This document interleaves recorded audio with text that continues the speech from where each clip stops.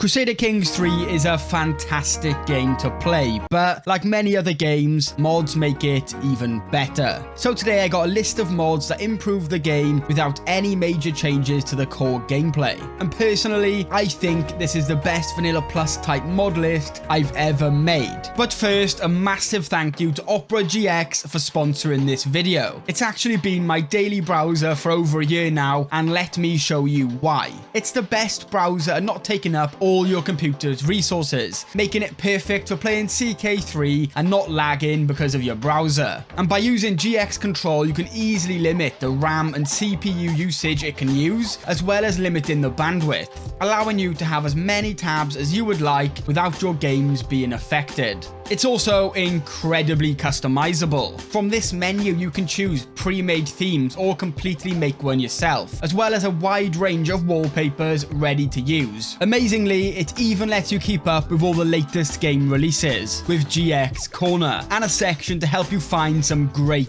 deals. And a feature I use daily is GX Player, allowing you to connect your favorite music services and play music without needing any extra tabs or programs open. And it even auto pauses if you play any other videos, which is incredibly useful, as well as integrating your social media accounts simply into the sidebar. And if you're on mobile, don't worry. They have a mobile app that can be connected to your desktop version, allowing you to share settings and even share files between them. So if this all sounds fantastic to you, don't forget to give Opera GX a go using the link in the description on either mobile or desktop. And again, a massive thank you to Opera for sponsoring this video. First up today, we have one of my all-time favorite mods, More Bookmarks Plus. This is perfect if you've already spent countless hours playing the current 867 and 1066 starts, as with this, you get a total of 21 new start dates, from 769 in the early Middle Ages with Charlemagne all the way to the Third Crusade in 1337 AD. So it's perfect to try a massive range of new scenarios and even play as some of your favorite rulers not currently available in CK3. As well as new starts though, some characters even have special events tied to how their life went in real life. I did experience some of these as well in my recent Otto the Great playthrough. I gotta say, overall, a 10 out of 10 mod. Next up, we have Culture Expanded. This does require a compatibility patch with More Bookmarks to work. But all of these patches will be found in the Steam Workshop collection, which you can find linked below in the description. Now this mod adds a ridiculous amount of new cultures across the entire map, some with their own men-at-arms, special decisions to try and unite their people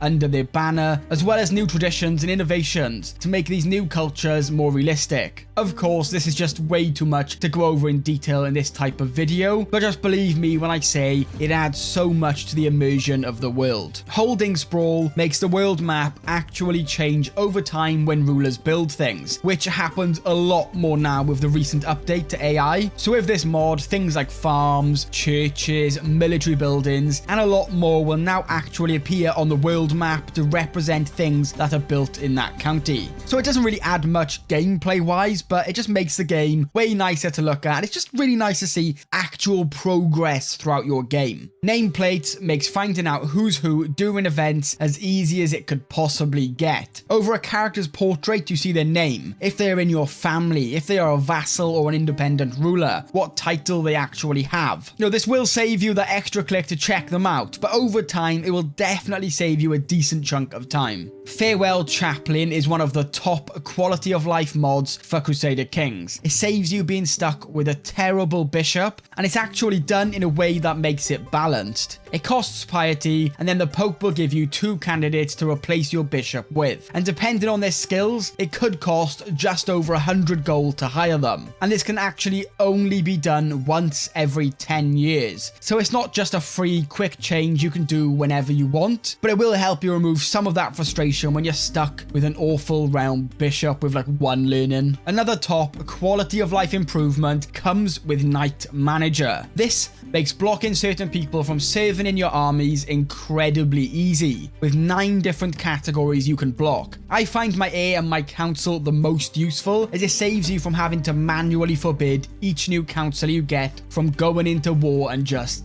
dying. So you can rest easy that half your council won't suddenly die as you forgot to go ahead and forbid each new member. Now, on the topic of your knights, we have more traits commander. This brings an extra 15 traits to the game, which makes choosing the leaders of your army a lot more fun and dynamic. And another absolutely fantastic addition is that of veteran commanders. This allows older members to gain huge bonuses. These are pretty rare to come by, but when you find one, they can change the tide of battles alone. Next, a better chancellor experience trait adds 3 tiers of traits for each position on the council that people will get over time, from novice to renowned, giving them a total of 6 points in the perk, more lifestyle experience, and at max level 15% quicker task speed. As let's be honest, it makes no sense that someone can be a steward for 15 years and just not improve. So yeah, this does fix that in a really nice way. Multilingual education gives you the ability to automatically get children in your court educated in other languages. Now all you need is speakers of these languages in your court, and then select them in this new menu.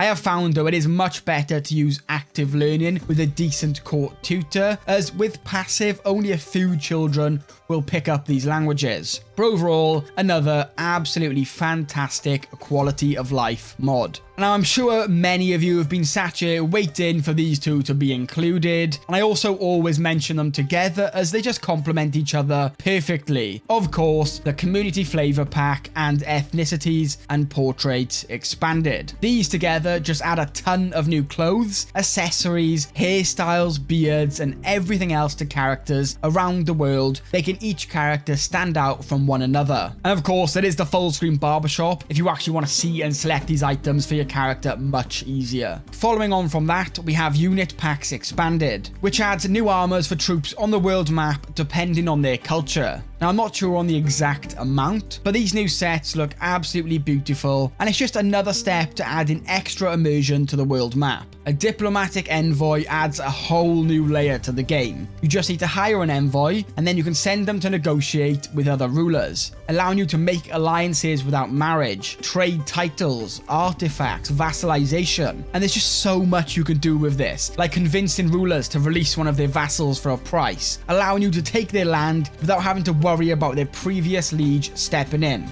Overall, a genuinely unbelievable mod. Dynamic character background changes the ruler's portrait background to match that of the terrain they are in if they are in an army. Rather than just always being in front of one background forever, it seems small, but it's a nice change and it does make a surprisingly big difference. Extended Outliner overhauls the current outliner with a lot more information. Now you can see things like characters' health, if an army is moving or not, and just a lot more information in general, which makes tracking relevant information so much easier. Another two mods together is Viet and Rice. Viet adds a lot of smaller events that can appear from time to time, but Rice is a massive overhaul to certain locations with new events, decisions, buildings, and one of my favorite additions to Rice is the work around the River Nile, which ties the local prosperity to how much water flowed through the Nile that year. But honestly, there's so many more additions across the entire map. I'll put the thing up on screen now which pinpoints each new flavor pack they add, and I gotta be honest, it's probably the best mod to add flavor to your game. Succession Expanded is another mod from the Great Expanded series. This adds a few new succession laws to the game that can be used in certain areas, such as eldership that is typically available around Western Africa. There's also things like Royal Elective, Imperial Elective, Mongolic Elective, and just much more. Quando Summers adds a few new decisions to the game, like inviting nobles, poets, a faithful person who has decent learning, or you can invite somebody that has an inheritable trait, and honestly